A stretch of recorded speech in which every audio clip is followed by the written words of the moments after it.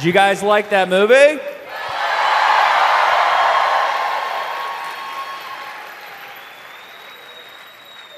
I feel like there was somebody else with us just a minute ago. There was a really good-looking guy we were just hanging out with.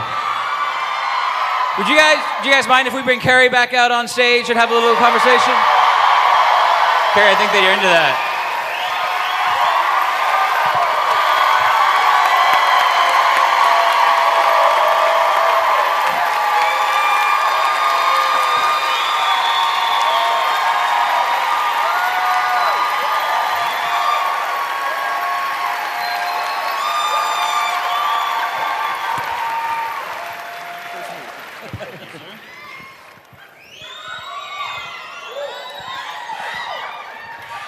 Wow, that was an experience, right?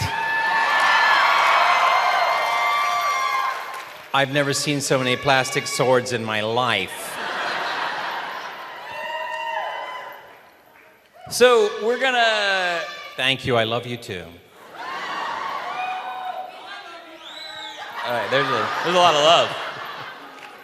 We're going to have a little bit of a conversation here, and then JJ is monitoring Twitter. He's got some stuff picked out from Alamos everywhere. That's from right. People here. We'll go to those questions after, and then if there's time, we'll take a couple of questions from in this room too. But Twitter is the best way to make sure that we see them. So I want to start with, we have so many people here watching, knowing every line of this movie, and you said in the beginning that you had no idea while you were making it that it was going to be a class. That makes no sense to me. How did you not know that this was going to be the beloved classic that it is today? Well, I mean, we had a great time making it, which is why I wrote this book. We thought we had something very sweet that we all enjoyed being a part of. But like Bill Goldman says, nobody knows anything. You never know whether your film's going to be a hit or not. We hoped it would be. We opened the same weekend, I think, as Fatal Attraction. And it's just a little movie that came out that weekend. It made a couple of bucks. We're doing that quote along here next week. Yeah. Yes, bring your rabbits. So when did you realize what this film really had become culturally? Well, for me, it was an interesting experience. It was almost a decade after the movie came out. I remember I was in Manhattan, and I was ordering a hamburger in a restaurant, and the waitress said to me, "How do you want that cooked?" And I said, "Medium rare," and she went, "As you wish."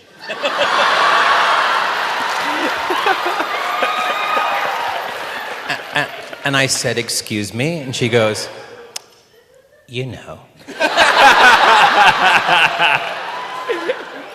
And she winked at me and walked off, and I was blown away. I'd never heard anyone say those words to me. So it was a new experience. It was a wonderful moment for me. It was really extraordinary. It's very strange to hear you say, "No one had ever said those words, as you wish to me," where I imagine you hear it a little bit now. A couple of times. Yeah.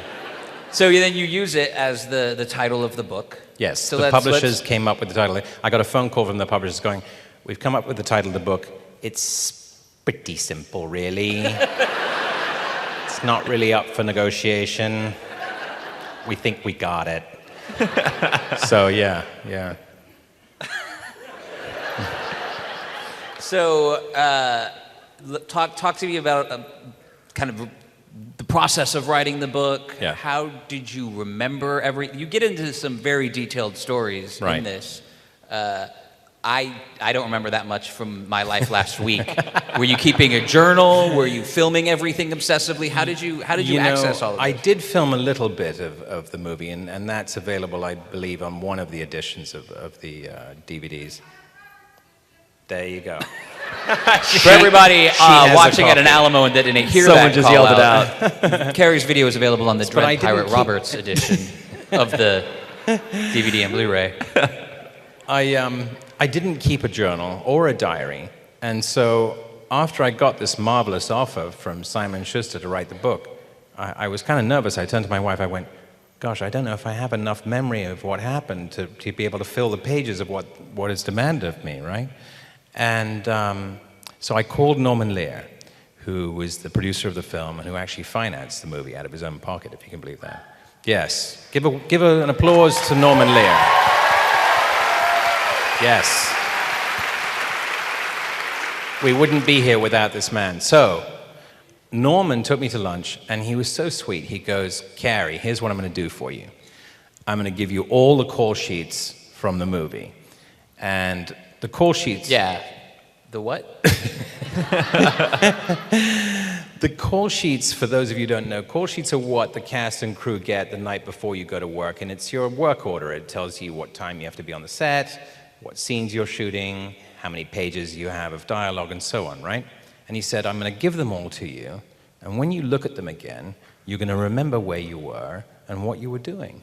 I said, oh, thank you, Norman, that's wonderful. And I didn't think anything of it. And then a few days later, this beautiful bound set of call sheets arrived at my house, and I opened them up, and the first day was the fire swamp, and I was right back there. It was incredible. I started to remember these things I'd forgotten over 27 years ago. It was incredible. That's amazing. I'm glad that he kept the call sheets. Yes.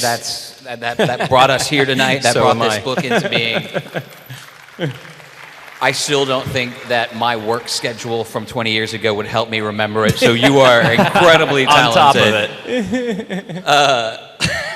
So let's go back to first days on set, and we'll get to the fire swamp. But I want to start with the first day that you worked on set with Andre. Andre, let's hear it for Andre. What was the first scene that you did with Andre? Andre was truly a gentle giant. I mean, he really was the sweetest guy. And I still miss him to this day. He was so sweet. He'd give you the shirt off his back. It'd be enough for 5 people. But he'd still give it to you. That's the kind of guy he was. The first day we had together was the scene on the parapet of Florin Castle, where I'm mostly dead and I come to, and I say that line, I'll fight you both together, or I'll beat you both apart, right? Did I get that right? Tell me I got that right. They'll let you know. Be corrected at a quote along. And I think Andre's line is, I guess not very long, right? And we rolled, and I said my line, and Andre didn't even get to the word long when he emitted one of the most ginormous farts any of us have ever. Now look, you've all experienced giant farts in your life. This was a giant's fart, okay? All right? I'm talking the sonic resonance of which made us all believe there was an earthquake. Everyone grabbed a set instantly. All looked at Andre, right? Everybody did, to see, what was going on. And he had this wonderful, blissful, he always had this smile on his face, but this was a smile of blessed relief. This was a 15 to 20 second fart, people. I had time to look over at the sound man, who was lifting his headphones like this. And I noticed, besides the beautiful grin that he had on his face of relief and this fart that was still continuing, there was smoke coming out of Andre's hair. There's the steam. Of course. He was so hot. I was painting a picture like I don't know smoke whether out it of was his ears. related to the fart or I just don't know. It was extraordinary. The imagery was just phenomenal. And he didn't seem to care. He was just glad to be, free of the gas. And what's so funny in England when people fart, everyone's so polite and they're like looking away, all quiet, sort of looking up and looking away and things like that. Not like here in America when someone farts like, dude, whoa, man, was that you? That's what we do, right? And so there was this, you could hear a pin drop when the fart finally ended. This fart that could be heard in China finally finished. And there was a brief pause, and then Rob was the first one to speak. Rob said, "Hey, Andre, "You okay?"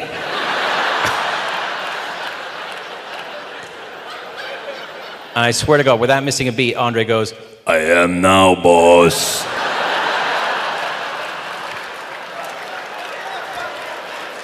Can't make that up. Yeah. It's really good that you're doing your Andre the Giant impression because you. I'm getting so many tweets from people saying, hey, they really want to hear that. And it's... I don't know it's that good, but I love him dearly, and I miss him to this day, and he truly was an he was an extraordinary guy.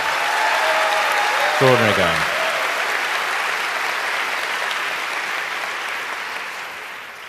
We could definitely just talk about Andre for the rest of the night. For the rest now. of the night. That would be fun. But let's go back. There's some sort of like light your fart on fire joke that's in my head now. Let's go to the fire swamp. Right. Where it's really good that Andre wasn't there. Missed opportunity.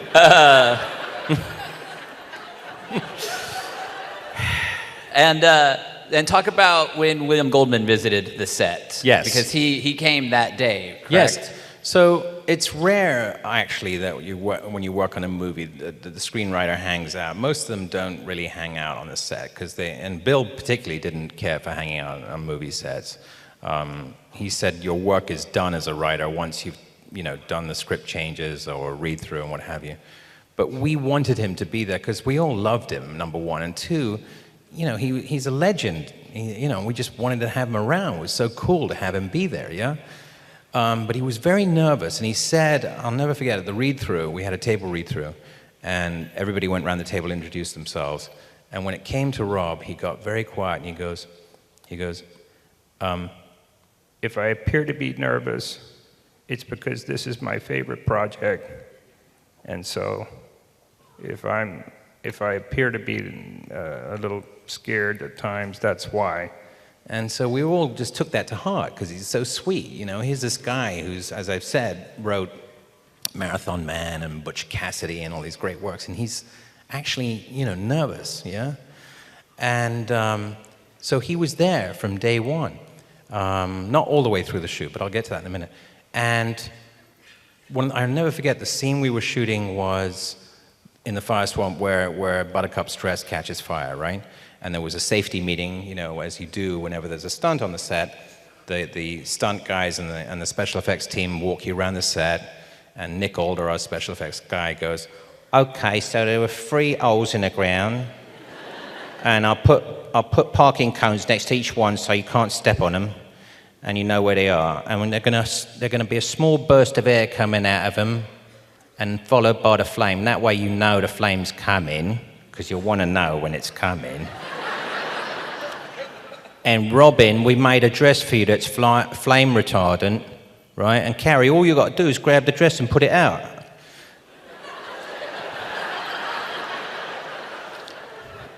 And Rob turned to Rob and went, "Hey, if you guys don't want to do this, it's okay. We can get stunt doubles, and it's fine. Don't worry about it." And Robin was a trooper. She's like, "Nah, piece of cake," just like that.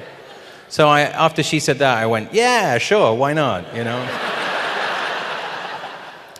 But Bill had missed this whole thing. He arrived after we started shooting the first take, after the stunt people had showed us how it was done. And Bill arrived in the middle of the take, and he didn't know what we were shooting. And when Robin's dress caught fire, he yelled out, Robin Wright is on fire! She's on fire! So Rob goes, "Cut, cut, cut." He turns to Bill, he goes, "Bill, her dress is supposed to catch fire. You wrote it in the last 9 drafts of the script. It's in the book." And poor Bill, he was so mortified, he ruined a take. He was like, Oh my God, I'm going home right now. I booked my ticket, that's it. And so we persuaded him to stay. I think his last day on the set, I filmed him. I made sure to film him because I thought, he's not going to hang around much longer. So I went and rented a camera, and I filmed him on the set at the Buttercup's entrance when Humperdinck announces her. And anyway, that's the story of Bill Gorman. Thank you. Good story. Good story. Good story. Thanks for letting us know. Well, I want to jump in real quick. And Cary, backstage, we were talking about, you were talking about how much your daughter loves Frozen and how much you loved it at first. I know every song. Is there a All right, if you're a Twitter parent question here about and you Frozen have- on here? It's not about Frozen. I'm not gonna but, sing. I'm not gonna sing it. There's no way. Care Bear. No.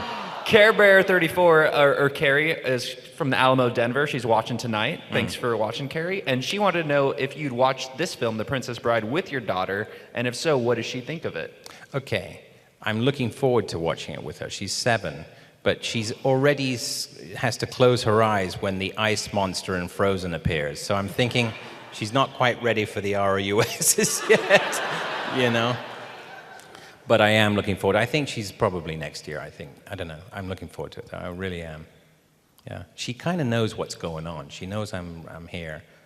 And anyway, That's good. she knows I'm awake. But she's aware of things. She's aware. She knows what's going on. She's seen pictures of Daddy dressed as the Man in Black and stuff like that. Anyway, she's the greatest achievement in my life, the greatest thing I'll ever do. Oh, nice. And, yes. Yes. She wanted every Frozen outfit. I know everything there is to know about Anna and Elsa. You have no idea. Olaf, everything. Everything. Everything on Twitter is now going to be questions about Frozen for There you. you go. So let's go back to the fire swamp for a second, Please. where it's not frozen. But no, so William Goldman kind of has an outburst that ruins a take. I assume that's not the take in the film because his audio actually No, ruined the and whole that's thing. how brave Robin was, by the way. We did a few more takes, and she never once freaked out or anything, which, by the way, if someone was setting fire to me, if you look in the book, by the way, there's a picture of the first time Nick Alder turned on the flame, and it's like, I don't know, it's about 12 feet high, this flame. It's huge. And when we went through the safety meeting, he's like, oh, it's going to be just a little tiny flame, don't worry about it. And, you know, he was so excited on the first take, he's like, push it! And this flame comes out, and you can see why Goldman freaked out. I mean, it's like, you know, it's massive. Yeah. But you talk about in the book how you also ruined a take or two. I think that since we called William out, we should talk about you trying to be mostly dead with Billy Crystal standing over you, which does sound very, very difficult to do. Yes. Okay, first of all, how great is Billy Crystal as well?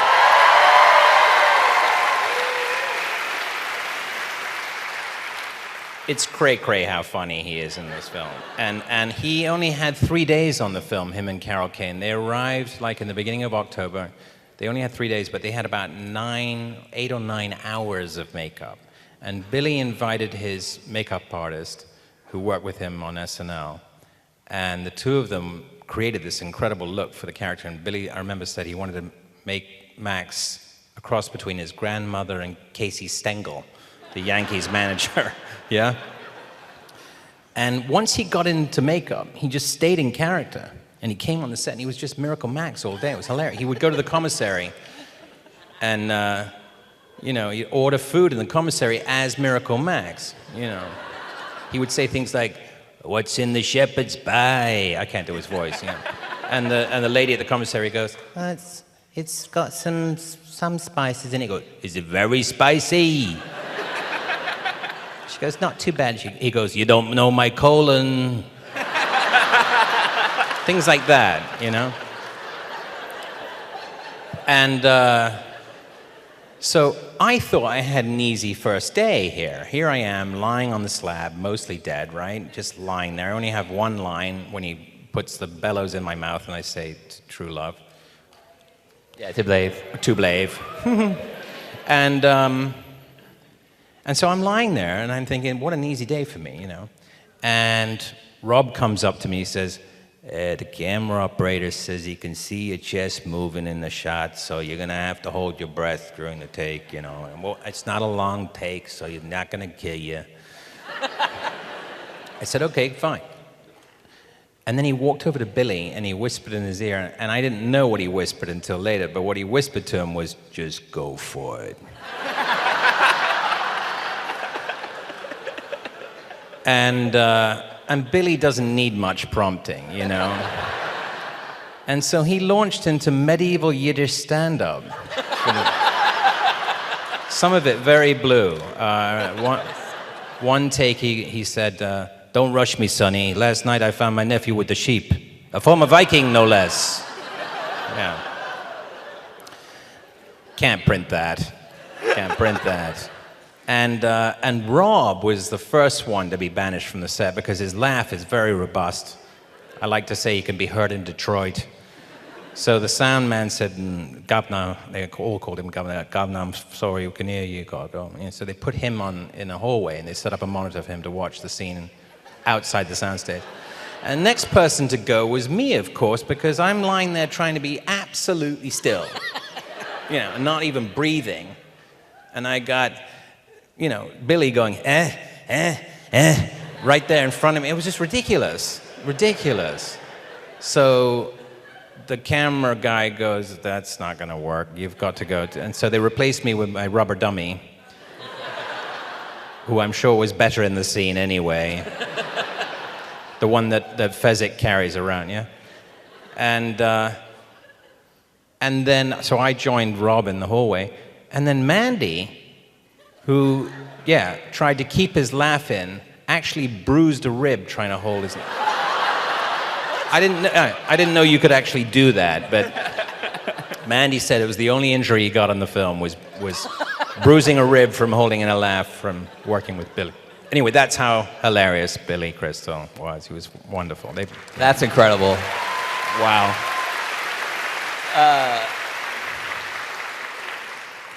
Did you have something? Because I have another laugh story to talk I've got, about. What do you have, JJ? I've got Christina, who's watching over in New York City at the Alamo, New York City. Represent. Hi, New York City. And Christina, or Christiana, it's very fancy. Cary, did you get to keep any props from the movie? And if not, are there any that you would like to keep? Well, actually, there was only, I don't know, I think there were 2 swords. I don't know what happened to the other one, but I gave mine that I used in the film to Rob at the end of the movie. Oh, wow. Yeah, because I thought that was the right thing to do, yeah. So he's got it mounted on his wall at home. And I wish I'd gotten the standby prop sword. Probably. But, you know, I don't really collect memorabilia from my films. I sort of feel like I was there and I did it, you know. And I wanted him to have it anyway. I mean, he gave me this part and changed my life, so I wanted to give him a parting gift. Yeah. Nice. Yeah. If you want it, you can have my Man in Black costume. I I was wore during the intro. I was hoping you would say that. You can hang Henry. it on your wall. It smells awful.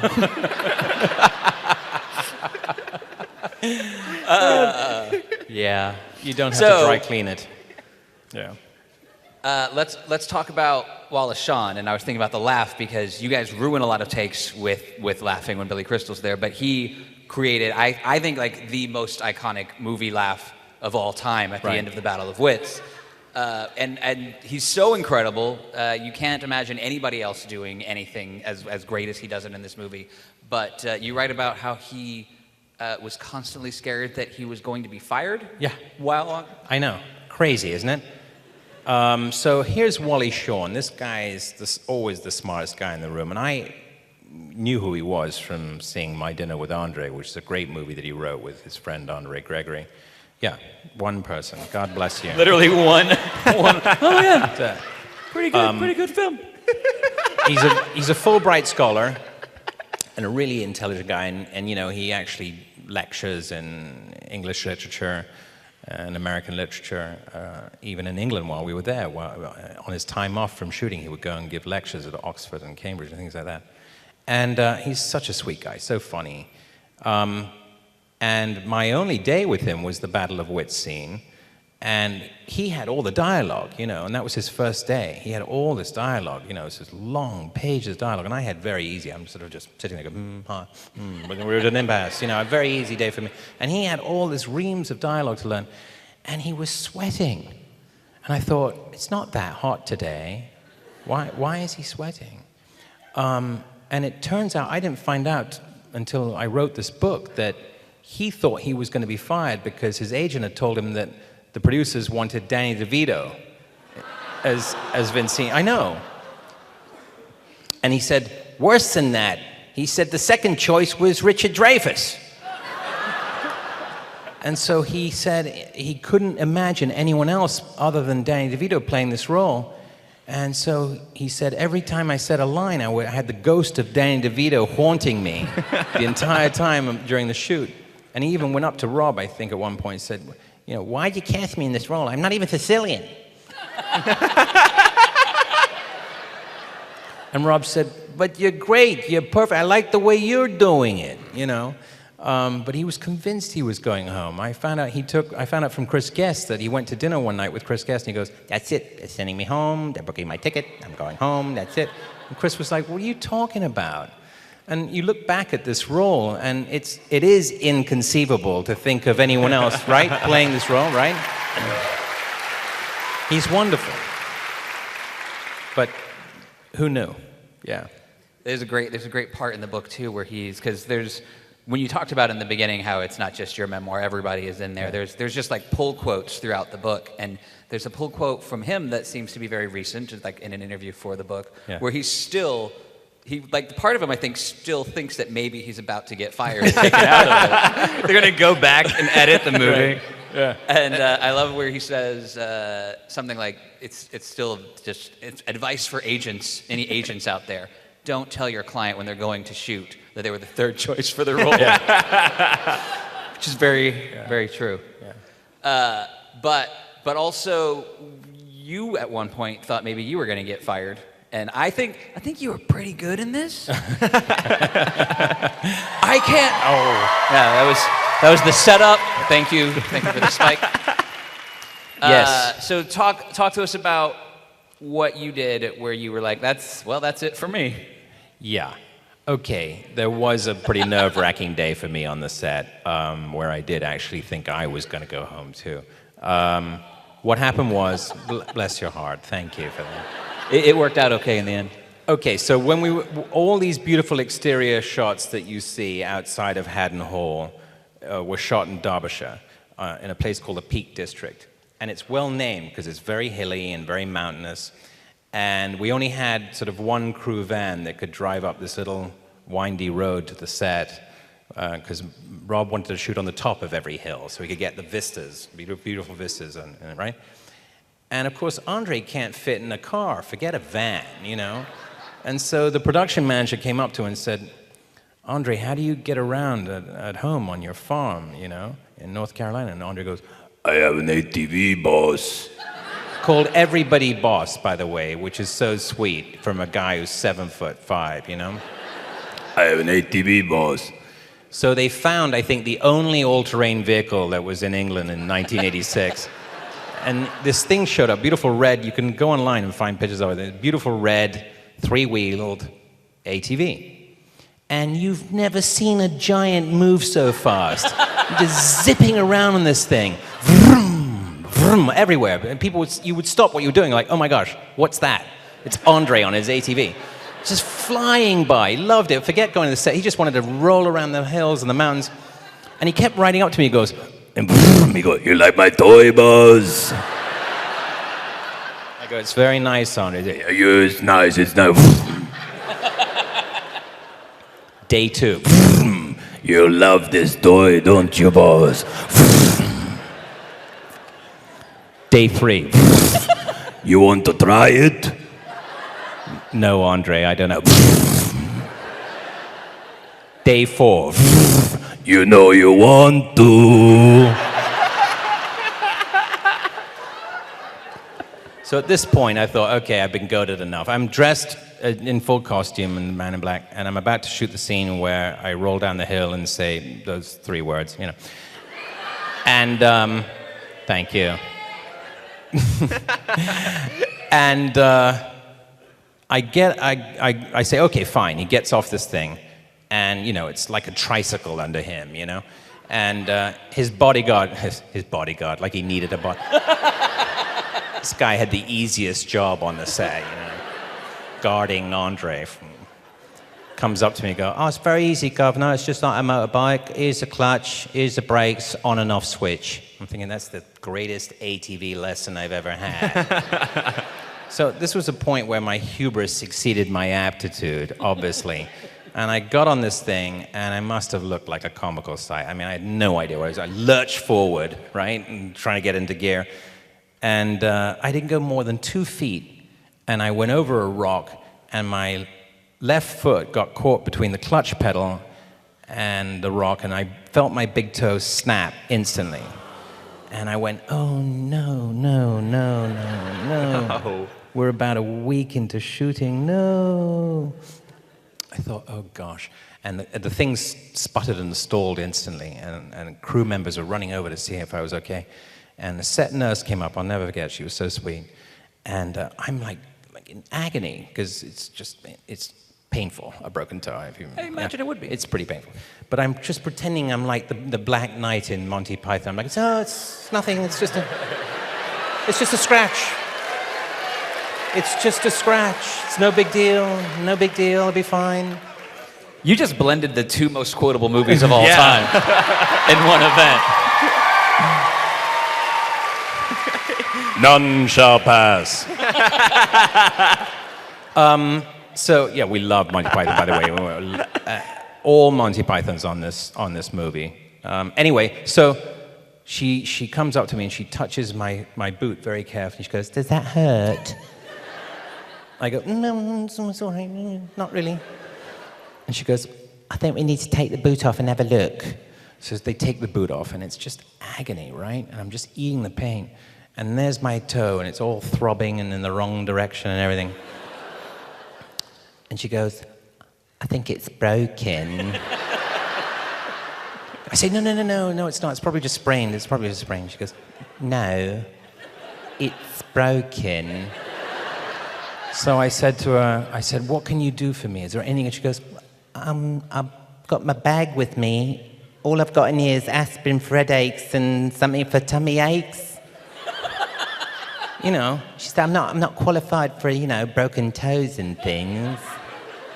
I said, what can you do? Because I'm terrified at this point. I just want to, then I can see the AD with the walkie-talkie, like, getting nervous, right?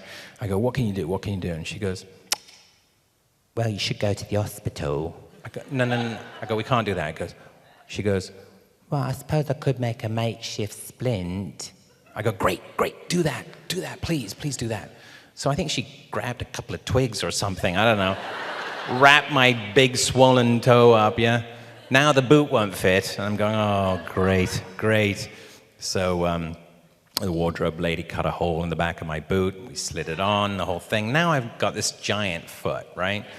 And I'm thinking, okay, I'll just make it work, right? And I'm telling everyone, don't tell Rob, I'll talk to him, but it's all good, don't worry. Like, I'm such a twit at this point because everyone's got a walkie-talkie on a set. It's like,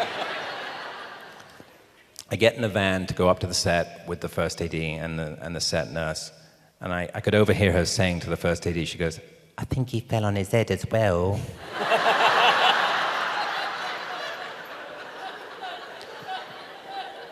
I'm sweating now, I'm just totally sweating, right? And I get to the set, and I hop out of the van, literally, and I put all my weight on the foot, and I think I'm just going to walk up to Rob like it's no big deal, and everything will be fine. I mean, this is how crazy you think, I was thinking at the time. I walk up to him, and he's scratching his beard, and he goes, "Hey, Cary, how you doing?" And I'm thinking, he doesn't know. There's no way he could know. So I'm like lying through my teeth, and I go, "I'm fine, Rob, how are you?" And he goes, "I'm good, but how you doing?" So I knew that he knew, and I just went, "Oh, Rob, I'm so sorry. I can't believe I was fooling around on Andre's ATV," and he goes, "I know. I got a call on the walkie-talkie. Some guy said, 'You're gonna see that Cary can't walk too good.'" And I said, "I'm so sorry. I tried to hide it from you. I was afraid you were going to send me home." And I could see the headlines now. Clot British actor shuts down Princess Bride. Wesley replaced. And he goes, "Don't be silly, Cary. I would never send you home. You're perfect for this part. We'll work around it if we have to, And That's the kind of mensch and wonderful guy Rob Reiner is. You know, some directors would have said, you know, that's it, and I would have been sent home. But he was such a sweetheart about it. And yeah, so I learned 2 valuable lessons that day. 1, always tell the truth, it's easier. And 2, never fool around on an ATV when you don't know what you're doing. That thing's not a toy. It's not a toy. Thank you. That was number 3. You're perfect from the audience. Thank you. And can we talk about what scene you were doing and how you worked around your toe in that one moment too? Oh, there's 2. Like there's the part where you're just kind of right. So when we shot the scene, I sit down against this log when I'm talking to Buttercup, right? And grilling her about marrying Humperdinck. And Rob goes, yeah, you sit down over there by that log over there. It'll be nice in a shot. And I thought, oh, God, I can barely move this leg. How am I going to do this? So if you look at the movie again now, you'll be able to see that I was very careful in the way that I lay my foot down. And Rob says, I was watching the take, and it was so elegant the way you sat down. I had no idea. So I was hiding it the best I could, but you'll be able to. So we shot the movie out of sequence. So I can tell you the other scenes where you can see me hopping. As we're running towards the fire swamp, Buttercup and I turn and I say, your pig fiancé is too late. We'll be safe, right in the fire swamp. You can see I'm literally hopping towards the fire swamp. There's one leg off the ground, you know. So yeah, I love that sitting down part though so much because it looks so cool. I remember like spending hours in my backyard being like, all right, I'm going to do that cool sit down and then say life is pain. I'm going to perfect and that this. You're actually just in pain right before hilarious. you say that is so great funny. and fun. That's funny. So, Cary, you've worn a lot of different outfits, and as characters you played over a film, at some point you wore tights. Yes. But we got Sarah Smith. She's out at the Alamo in Houston, and she wants to know, what are some other favorite roles you have played? Psych, Pierre Despereaux, yes. Steve Franks created this role for me on this wonderful show called Psych, yes.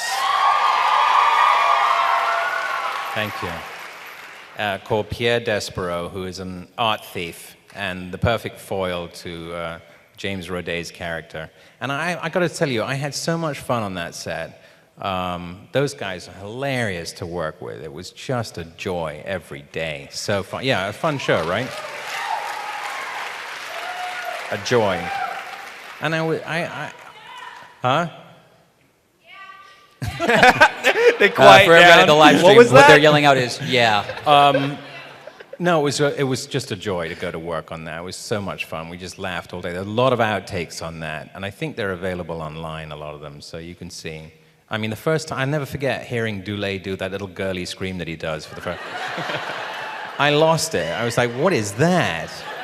It's hilarious. Hilarious as Gus. Hilarious, yeah. What else do we have from our Twitter askers, Let's JJ? see here. We have... we got from David Cooper out in Alamo, KC. I'm guessing that's Kansas City. That is Kansas City. Okay. All right. Did you gag or laugh when Billy put the air in your lungs with the fire blower? No, but when he's touching me looking for loose change, he was tickling me. What a jerk. For real. And I'm like, I'm supposed to be still and not breathe or anything. And this guy's between the what? I mean, between that and the tickling, and I'm very ticklish, by the way. And that was it. I was done. Yeah.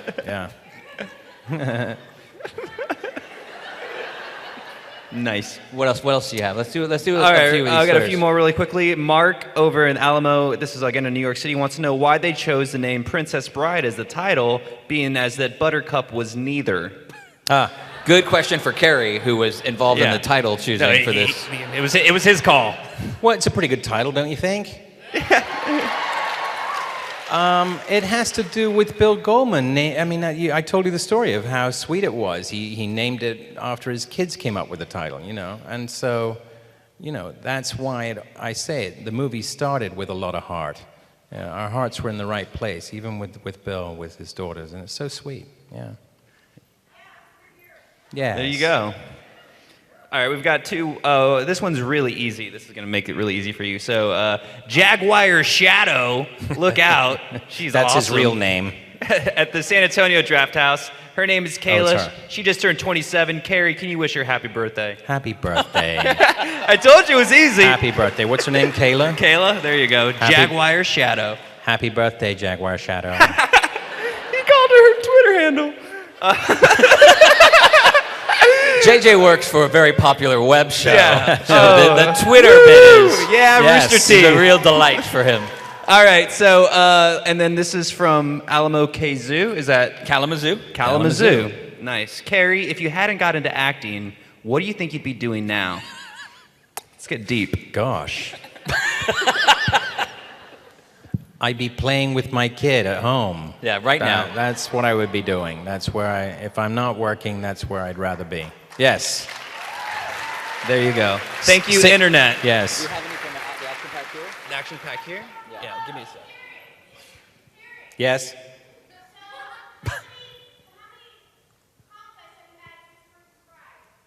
How many what?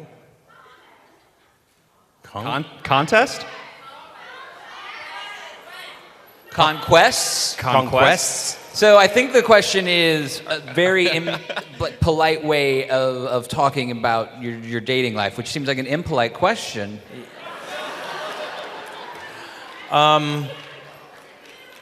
That's a rather personal question. No, needless to say, getting recognized as Wesley was a wonderful thing.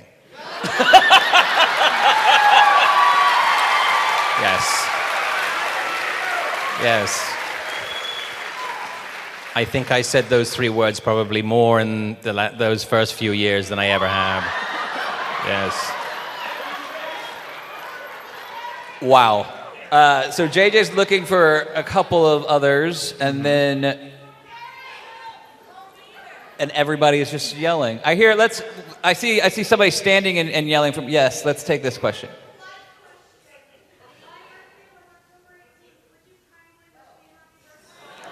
Yes. This is just all. I asking opened for- the floodgates. Yeah.